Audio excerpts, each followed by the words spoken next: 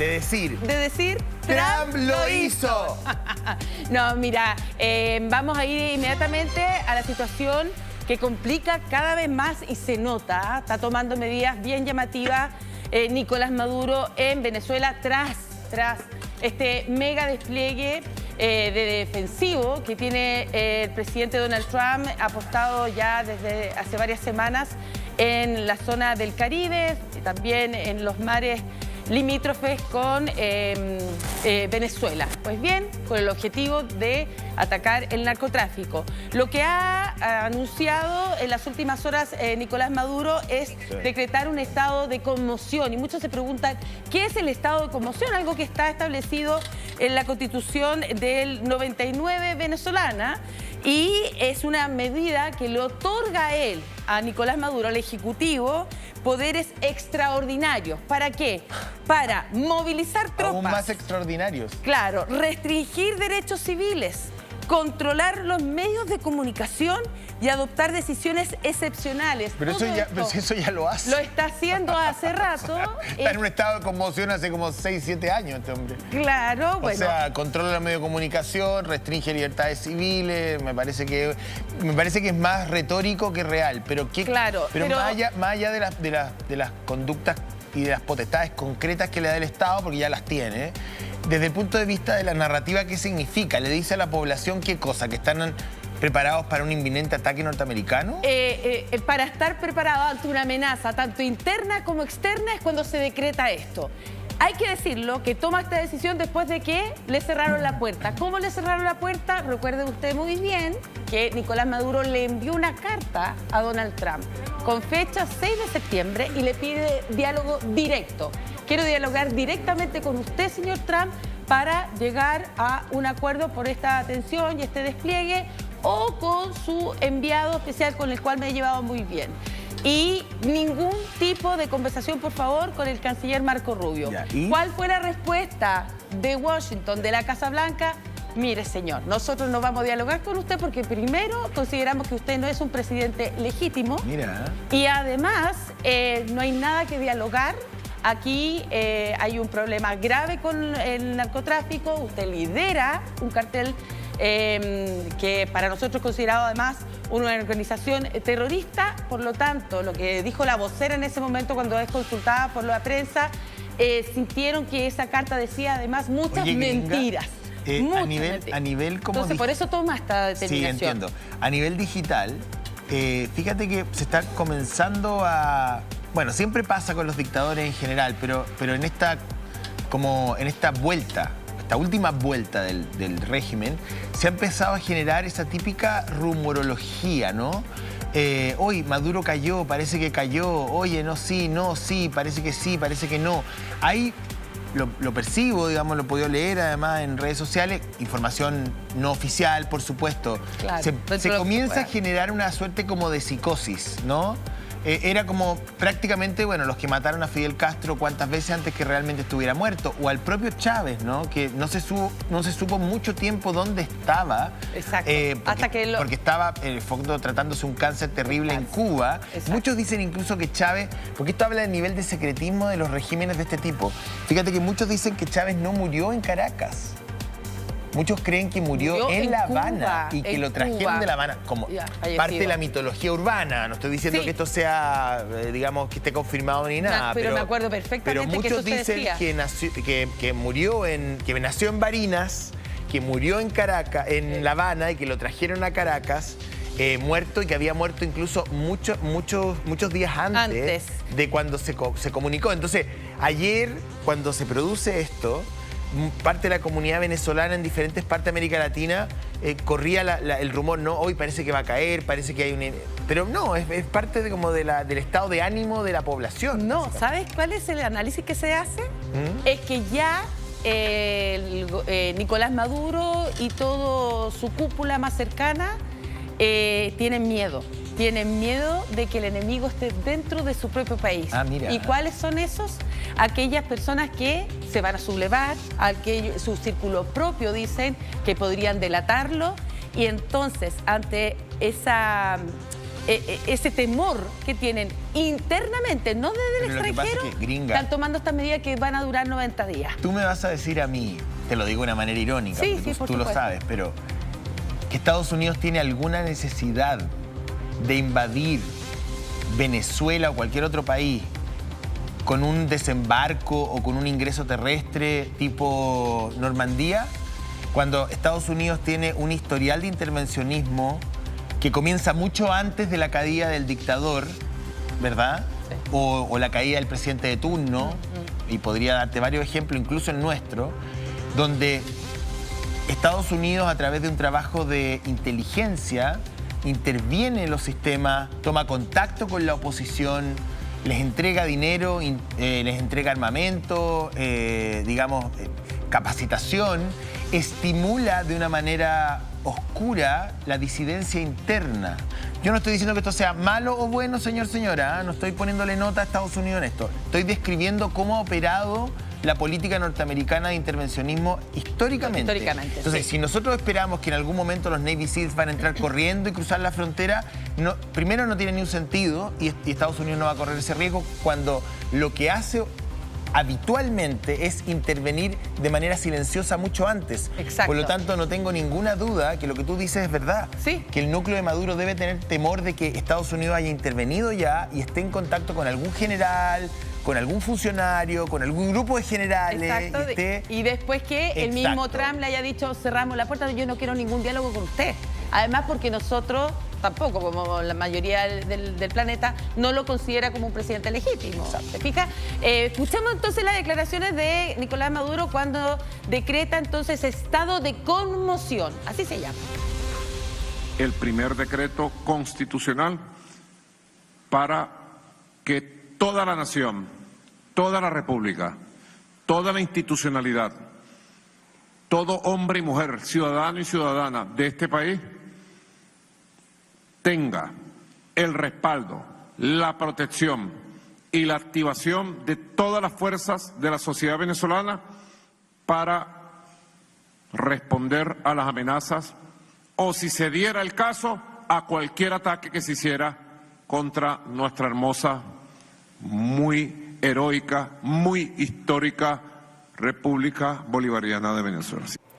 Bien, estamos entonces ahora con Fernando Tineo desde Caracas para conversar este y otros temas de lo que ha ocurrido en las últimas horas ahí, que incluso se ha movido la tierra, según los reportes que tenemos y registros audiovisuales. Fernando, ¿cómo estás? Muy buenos días. Y sobre todo, ¿se ha sentido? ¿Han habido varios temblores?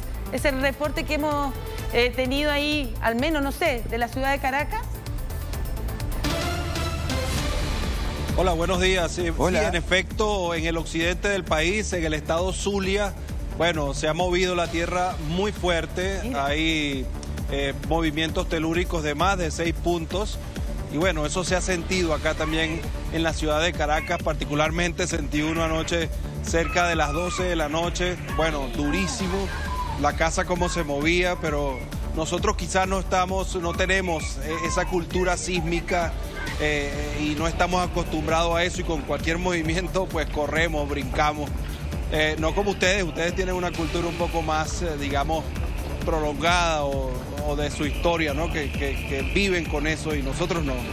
Oye, impresionante. De hecho, estamos viendo los registros, Fernando, y llama la atención también los gritos de la gente, la forma de reaccionar. Claro, nosotros tenemos esa cultura sísmica. En lo particular, bueno, tú dices que más de 6 hablan incluso de un enjambre sísmico, de varios temblores en muy poco tiempo. ¿Y cómo lo viviste tú? Sí, bueno, estamos ya anoche a punto de acostarnos a dormir cuando de repente empieza a moverse todo. Y eso que yo estaba acá en Caracas, la gente en el estado Zulia, bueno, hemos empezado a ver los videos, cómo se movía todos los televisores, las lámparas. Allí fue más difícil. Ya, pero espero que Maduro no le haya echado la culpa a Washington de eso, porque es capaz, digamos. Sí. Bueno, así como ha temblado la tierra, también hay un remesón a nivel gubernamental ahí en Venezuela en las últimas horas con esta anuncio que hace Nicolás Maduro de decretar este estado de conmoción. Si nos puedes contar un poco más en detalle qué implica eso, porque también se habla de que tiene un periodo de 90 días. Sí, así es. El estado de conmoción está tipificado en la Constitución de nuestro país, el artículo 338, 339 y 340, si mal no recuerdo. Bueno, esto le da en 90 días poderes especiales al presidente de la República si llega a ocurrir alguna catástrofe, por ejemplo, que estos sismos hubiesen producido, pues, muertes, destrucción. Bueno, allí se puede invocar este tipo de situaciones para tomar medidas especiales con respecto a esto. Gracias a Dios, esto no es lo que ocurrió. Venezuela está, digamos, tranquila dentro del susto de lo que cabe, pero también está la situación en el Caribe con la Fuerza Armada de Estados Unidos, y es a esto a lo que se refiere Nicolás Maduro, bueno, porque también establece la Constitución que cuando la seguridad de la nación se ve amenazada, puede también invocar esto que está escrito en la Constitución. ¿Qué puede hacer con esto? Bueno, tomar medidas especiales en materia económica, en materia de seguridad. Exacto. Eso sí, la Constitución es muy clara y allí dice que no se pueden suspender, digamos, los derechos primordiales, el derecho a la vida, el derecho a la información. Pero eso no se puede en tocar, algunos casos, ¿no? perdón. El derecho al debido proceso ante la justicia. Pero que en algunos casos de facto están suspendidos. O sea, el derecho a la información, discúlpame con todo el cariño del mundo, pero tú nos estás despachando con algo de temor en algún rincón de Caracas. Tenemos que ser súper cuidadosos también en no exponerte, porque para quienes hemos reporteado en Venezuela, tú y yo lo sabemos varias veces, no una. Uno sabe cómo se comporta el SEBIN, cuáles son las restricciones que no son habituales en los países, digamos, en democracia en general. Uno pide algunos permisos, sí, uno conversa con las autoridades locales, pero en el caso venezolano las restricciones fueron creciendo, tanto así que ha habido deportación de periodistas, persecución de periodistas, cierre de medios de comunicación, en fin. Quería preguntarte por lo que percibe la población, porque nosotros tenemos acceso a declaraciones de Maduro a través de agencias, las respuestas de Washington, pero ¿es un tema todo esto en la calle? Sí, recientemente yo conversaba con la gente, salí a hacer algunas encuestas y por supuesto hay opiniones desde las más altisonantes hasta la persona que defiende y dice que ella es capaz de salir a defender, agarrar un fusil y salir a defender el país. Bueno, como el que quiere que Nicolás Maduro deje el poder. Ahí desde la elevada protesta más alta hasta el defensor del régimen que te puedes encontrar en la calle, o por supuesto en estos ensayos que hemos visto el fin de semana cuando vimos los tanques en la calle o cuando le entregaban los fusiles a la sociedad civil para algún entrenamiento allí, ¿no? Y hay una sensación cuando tú conversas con las personas que el régimen va a caer. Hay una sensación de que el presidente está fragilizado, de que hay traidores en su administración, o que van a entrar los marines norteamericanos en cualquier momento por cualquier rincón de la frontera. ¿Cuál es la percepción ciudadana? ¿O que esto es simplemente retórica y pirotecnia política que no va a llegar a ninguna parte? Hay algo de todo eso, José Antonio. Hay la persona que dice que aquí no va a pasar nada, que vamos a seguir igual. Es como esa persona que está entregada realmente a que, bueno, hay que vivir así o de alguna manera, bueno, está pendiente de lo suyo. Y por supuesto está esa persona que dice, bueno, sí, ya llegó el momento. Y está el que no se quiere meter en problemas, claro, que te pone la mano en la cámara y te dice, mira, no me enfoques, no quiero hablar de esto, claro, no hablo de política. Sigo con lo mío.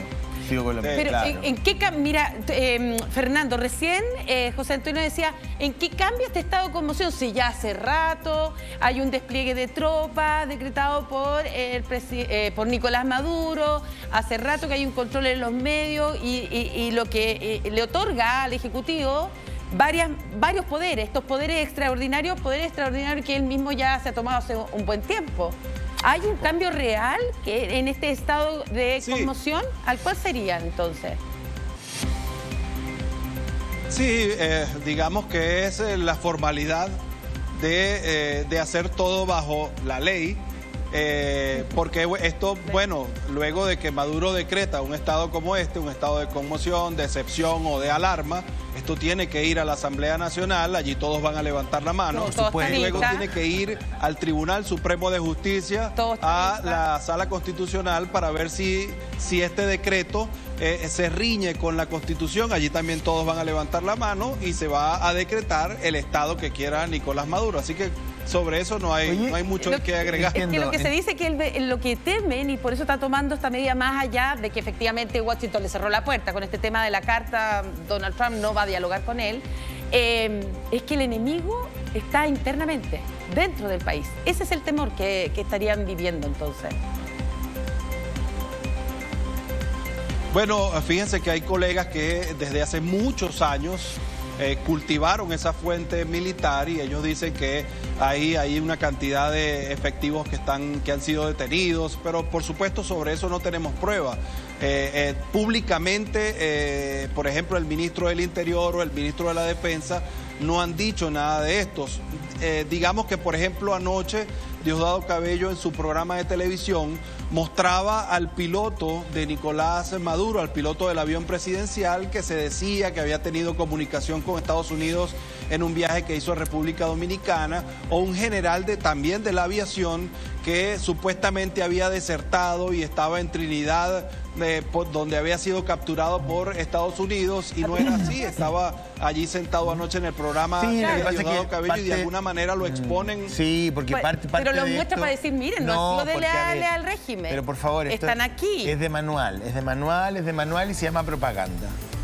La propaganda funciona en este tipo de regímenes. La política, además, la política, la buena y la mala, tiene mucho de propaganda. Señor, señora, no sé, o sea, es un sino eso, no. Entonces, el señor Cabello aparece 5 horas y no sé cómo lo resiste. Con el mazo dando. Pero además, todos los miércoles, ¿cómo pueden resistirlo? 5 horas. Pero bueno, en fin, no tienen mucha alternativa. Y además muestra como pizarra y en las pizarras escribe y después borra y después pone foto, una cosa muy... Bueno, en fin, da lo mismo. Pero quería preguntarte por la situación económica del país, la vida diaria, ¿no? Hemos tenido... esta eterna claro, que además ha sido inestable porque ha habido periodos de escasez, ha habido periodos de abundancia, ha habido periodos donde uno dice, no, en Venezuela hay problemas, hay suspensión del servicio eléctrico. Por ejemplo, el otro día me decía un amigo, nos cortan la luz, él no vive, digamos, en Caracas, vive en otra ciudad, pero nos cortan la luz habitualmente, hay razonamiento, no sé si eso ocurre en la capital o está todo más o menos normal, que también puede ser, no lo sé, te lo pregunto. ¿Cómo está la situación del día a día con la moneda, con el consumo, con los bienes y los servicios? Caracas, digamos que la cuidan un poco, ¿no? Caracas casi siempre tiene suministro eléctrico más allá de, bueno, cuando se genera algo de inestabilidad en alguna de las Ahora justo se cortó la luz. Mira, no, mentira. No, es que no es primera vez, José. Se cortó el audio. Mira, se cortó el audio. Se cortó el audio. Y lo tengo que decir. Y lo voy a decir. Es que siempre pasa. Ya, pero y te aseguro que el perfecto técnico no es de acá. No te pongas como... Estás como Trump cuando iba a subir la escalera. Es que, José Antonio, lo que pasa es que nosotros llevamos años en estas coberturas, ¿ya? Bueno, pues, y lo dije la otra vez y me quedé callada cuando ocurrió. Cuando él estaba, yo le hice una pregunta un poco compleja en términos políticos, donde el mismo Fernando Tineo me dice, mira, yo no puedo responderte eso menos desde acá. Acto seguido, se le apaga el audio, ¿ya? Luego, cuando recuperamos ese audio, que la falla viene desde allá, no acá, cuando recuperamos el audio, él empieza a responder y se escucha una música de salsa fuerte, de fondo, para que nosotros desde acá no lo escucháramos bien. Todo puede ser. Son mecanismos. ¿Ahora tienes audio, Fernando? Todo puede ser. ¿Tienes audio? Sí. Ah, ya, bueno. Cosas que pasan, correcto. cosas que pasan, pero más allá de eso. Hay una situación bien puntual donde el presidente Trump se burló, ¿verdad?, de estas milicias Mostró incluso él uno de los videos de cómo estas mujeres se estaban preparando, que se veían mujeres mayores, y dice, a esto nos estamos enfrentando, este es el gran enemigo, este es un video supuestamente ultra secreto, en el fondo haciendo una burla directa de lo que está ocurriendo ahí en terreno. ¿Cuál fue la respuesta de Nicolás Maduro? Bueno, bajo el mando ahí de del ministro de Defensa, fue condecorar a 5 de estas mujeres milicianas, e incluso una de ellas con fusil en mano da a conocer y está agradecida de esa condecoración. Pasemos a escuchar eso para que después podamos comentar un poco la situación de las milicianas. Están aquí las mujeres aguerridas. Hoy me siento con la moral más alta que nunca. La dignidad de la mujer venezolana, nada ni nadie la pisoteará. Si tengo que agarrar un fusil 20.000 veces para defender la paz de Venezuela, aquí estará 20.000 Isabel Arias para seguir ganando el fusil y defender la paz de Venezuela. Guerreras y luchadoras, que daremos el todo por el todo. Se parece a mí cuando me enojo la amiga. Isabel Arias. Fernando, lo que te quiero consultar es, hemos visto hasta el registro que en eso sí se han encargado de difundir, cómo personas comunes y corrientes están recibiendo ese entrenamiento militar. Según lo que tú puedes ver, bueno, sí, se conversa y se informa, ¿son realmente personas que vienen de distintas partes o son más bien personas que siempre han seguido no solo el chavismo o el madurismo y es el círculo más cercano? No es tan masivo. ¿Se entiende la pregunta? Sí, claro que sí. Estos entrenamientos, por ejemplo, se llevaron a cabo en lugares donde el chavismo todavía tiene alguna fuerza popular, digamos.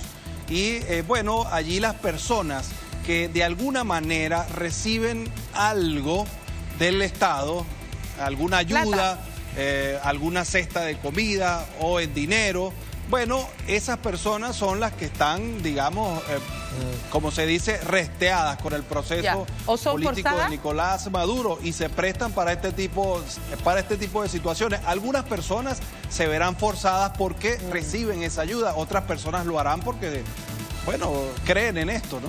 No, por supuesto, hay de todo en la viña del Señor, pero no es una... Entiendo que tu pregunta apunta a la masividad de esto. Sí, si esto convoca a la población en general, millones, más allá de que los funcionarios públicos o personas vinculadas... No, esto fue muy puntual. Ya. Exacto. ¿Y qué se dice? Esto fue muy puntual de en algunas zonas donde ellos saben que tienen a estas personas. Oye, una captadas. pregunta. ¿La oposición en todo esto ha tenido algún rol? Porque uno comprendería o inferiría que toda esta situación con los Estados Unidos podría alimentar un relato opositor, podría haber una complicidad entre la oposición y la situación norteamericana, como revivir un poco la fuerza opositora, pero han estado, hasta donde yo sé, bastante silentes, ¿no? Desde la distancia, pues. Así es. Así como lo ves tú, José Antonio, desde Santiago de Chile, así está acá en Venezuela. La oposición está prácticamente inerte. Más allá de algunas personas como Enrique Capriles, que ha salido a decir algo en las últimas 2 o 3 semanas. Bueno, María Corina Machado en las redes y Edmundo González, pero son personas que, digamos, no pueden salir a llamar a nadie a la calle porque nadie va a salir en este momento. El año pasado, después que al menos 2.000 personas fueron detenidas tras el proceso electoral, aquí creo que cualquier llamado a salir a la calle pues va a ser incierto y la gente no va a Nosotros subir. vimos una revolución en Nepal hace, ¿cuánto? 2 semanas. Sí. Bien brutal, social bien brutal. Bien brutal. O sea, entraron al Palacio de Gobierno, mataron a funcionarios del Estado. Bueno, no es deseable, ni tampoco es lo que uno debería evidentemente estimular desde un medio de comunicación, pero son consecuencias de la restricción de libertades públicas también. O sea, empiezas a restringir libertad y al final la población se termina rebelando ante la falta de libertad, básicamente. insisto, no es justificable, pero uno lo puede entender desde ahí, desde ese lugar de fenómeno social. Uno dice en Venezuela no hay grandes manifestaciones, no ha habido ni siquiera un atisbo de una revuelta de esas características, como el Caracazo, por ejemplo, de hace ya años, ¿no? Cuando bajan Es que hay temor. cantidad y cantidad de personas desde los poblados de la Alta Caracas y generan, digamos, una suerte de golpe 1989. social. El 89. Después viene el autogolpe o el golpe del 92. A Chávez se le mete preso. Luego Carlos Andrés Pérez, entiendo que lo indulta 2, 3 años después. Y bueno, y Chávez prepara su camino en el 99. Rafael Caldera. Rafael Caldera. Bueno, pero nada como el Caracazo hoy. No estamos cerca de un Caracazo siquiera en todos estos años, ¿no? Pese a que las políticas de ayuda del gobierno y toda la estructura de subvención ha ido disminuyendo a medida que el gobierno tiene menos plata. Las cajas de mercadería llegan con mercadería vencida muchas veces o deshecha. Ya no hay tanto dinero o no llega. No hay tanto dinero para repartir porque uno podría decir, bueno, Chávez en sus años de oro, cuando el barril de petróleo sobrepasaba los $100 y todavía PDVSA funcionaba más o menos bien, claro, tenía plata para repartir y hacer clientelismo político, como lo quieran llamar, o asistencialismo, claro, en fin. Pero hoy día Maduro no tiene la misma billetera. No. Y así todo, el pueblo venezolano se mantiene, el que queda, digamos, se mantiene bastante sumiso desde el punto de vista social. No sé si me sigue en el análisis, Fernando. Sí. No es sumiso, José Antonio, es temor. Aquí han pasado muchas cosas. Acuérdate, por ejemplo, de las protestas de 2017, que fueron 4 meses de venezolanos en la calle contra la policía y allí murieron 162 personas y están muertos. Nadie fue preso. Aquí hubo un muchacho que mataron en las cercanías, Vallenilla, me acuerdo, David Vallenilla. Todo el país lo vio, como un funcionario sacó un fusil por la reja y lo mató. Le dio un disparo en el tórax y allí quedó ese muchacho. Bueno, no sabemos si ese policía está preso. Y lo más reciente, Fernando. Hay un miedo tremendo en la población por las muertes y por las cárceles. Lo más reciente, Fernando, después del triunfo de la oposición, donde Nicolás Maduro se mantiene en el poder después de un fraude, hay movilizaciones importantes y ahora se conoció un informe entregado en Ginebra, ¿verdad?, la Comisión de Derechos Humanos, que revela que después de ese fraude electoral, la cantidad de torturas, muertes que generó esa misma revolución y cómo han habido no solo varios detenidos, sino les ha afectado a las familias de esos detenidos y cómo esos detenidos, no solo en el helicoide, en otras partes, han sufrido torturas. Y eso es el último reporte que ha llegado a Naciones Unidas y es lo más reciente. Por eso hay mucho temor, ¿no es verdad? Es que cuando uno escucha a abogados que logran defender a algunas de las personas que están presas en algunos de estos centros de reclusión, lo que se cuenta en las salas de audiencia, de juicios, cuando, por ejemplo, un funcionario que supuestamente ha torturado a alguien entra a la sala de audiencias y el torturado está sentado detrás de él. Claro. Allí se escucha de todo y, por supuesto, lo que le cuentan los abogados a uno es increíble porque en esa parte, el juicio, uno debería poder entrar, pero por supuesto no nos dejan. No sé, bueno, yo creo que tú tienes mucha razón y percibes un poco los alcances del régimen, sin duda, pero yo insisto, uno ha visto hombres sumamente poderosos caer, a otros no. La historia es bastante injusta en ese sentido. Hay dictadores que han terminado asesinados en un juicio exprés, con condena a muerte. Hay otros que se han muerto en la impunidad. El destino de Maduro no lo conoce nadie, pero yo creo que en silencio no. Igual Venezuela es un pueblo que está en lucha, tanto a nivel doméstico como a nivel, digamos, internacional. Gracias, Fernando, que estés muy bien, ¿eh? Un saludo gigante para ti.